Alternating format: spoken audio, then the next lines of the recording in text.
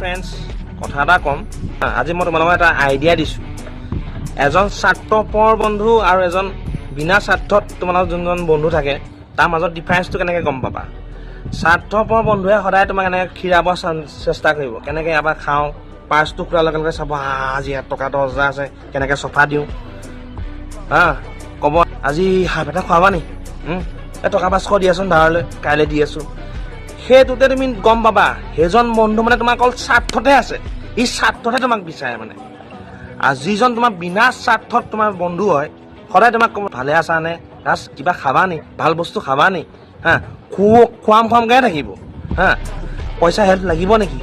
কিবা হেল্প লাগিব নেকি সদায় বিপদৰ টাইমত তোমাৰ লগত খাৰা থাকিব ভাল টাইমত নাথাকিলেও বেয়া টাইমত থাকিব সেইজনহে আচলতে ৰিয়েল বন্ধু